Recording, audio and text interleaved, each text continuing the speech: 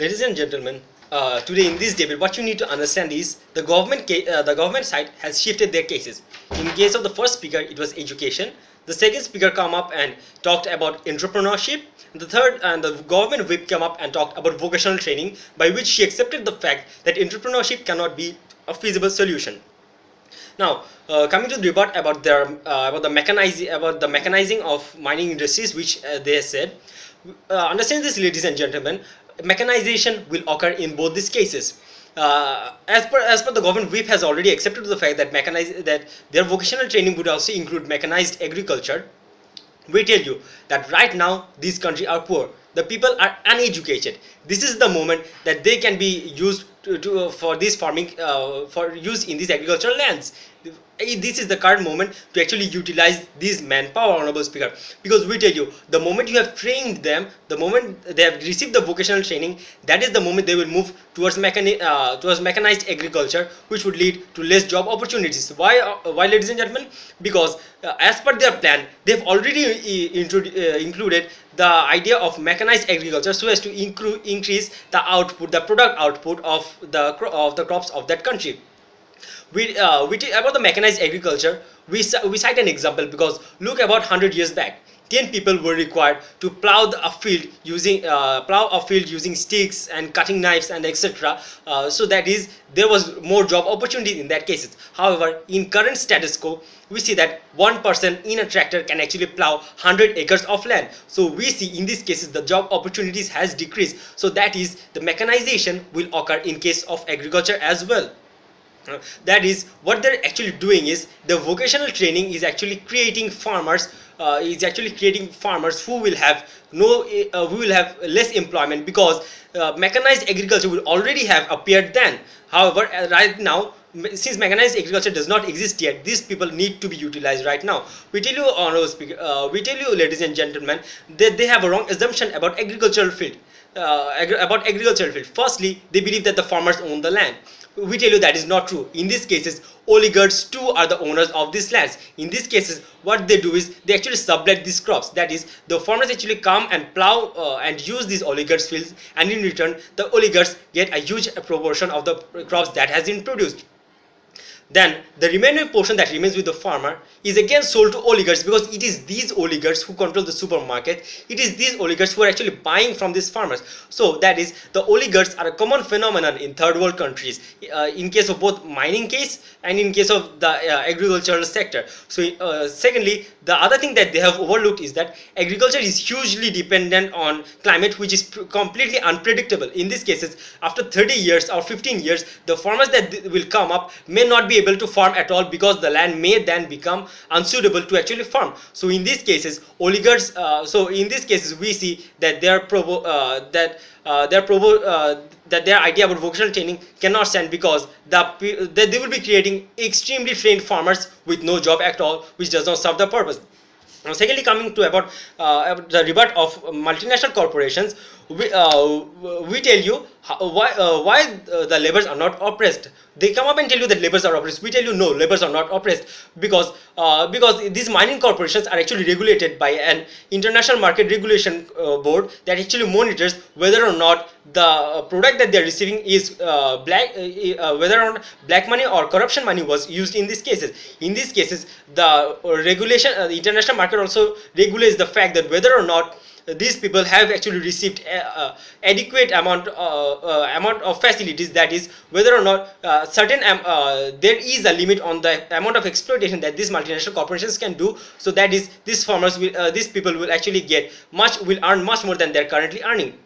We tell you the example about the DBS Diamond Company, which in 1970s would sell blood diamond. That is, they would sell diamond that were acquired from countries that were in war or were in the bad situations. So in these cases, these diamonds they soon lost the popularity because of these blood diamonds, and as a result, they were forced to close down that side of the market and actually focus on the proper side of acquiring these diamonds for business.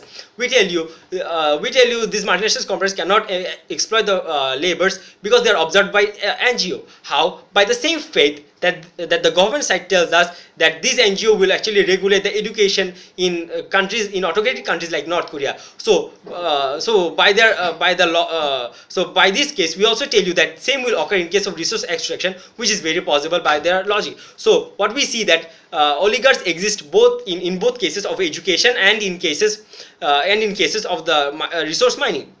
However, in case of resource mining, though it makes the oligarchs rich, extra rich, it also makes the farmers extra rich. Now, how? We're going to show you the analysis now.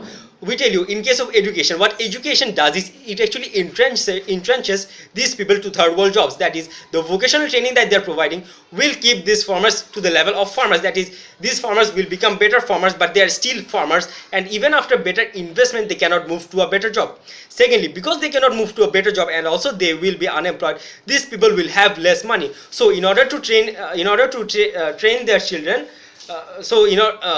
this is the main clash of the house, that is education versus mining industry. So now coming back, what will happen is, since these people have less money, the government would need to take huge amount of loans in order to subsidize the education of the children of these people, and in doing by subsidizing, the country would also have to hope that after 30 years the job opportunity will be created in the country, through which the children that are being trained now will actually be able to contribute to the economy of this country. Because we tell you, honorables, we tell you, ladies and gentlemen, that the payoff of debt is very long term in case of education, often leading to 4th or 5th generations. In this case, we believe opportunities will be cut off for job employment by shutting down our mining extraction project. Now we tell you, education, when you are investing on education, it cannot actually sustain or run an economy. So in these cases, we tell you that education is good only when people can afford it, and the country will not be indebted to subsidize the education. Now, in case of when you consider the case of the mining industry, we tell you that our mining industry pays much more than these third world jobs as accepted by the government side.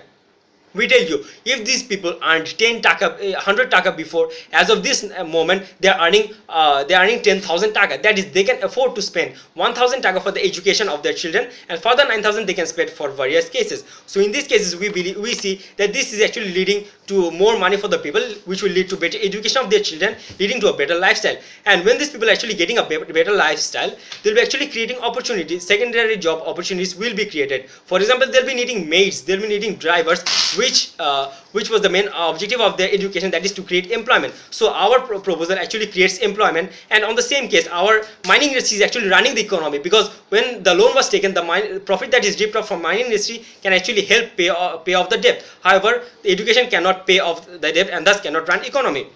Now, moving on to the so we see in our cases it is a win-win situation. Now, coming to the untouched points, that is, the government has totally failed to touch point about how oligarchs want peace. They fail to touch points about how IMF and World Bank keep check and balance by leaving diplomatic actions.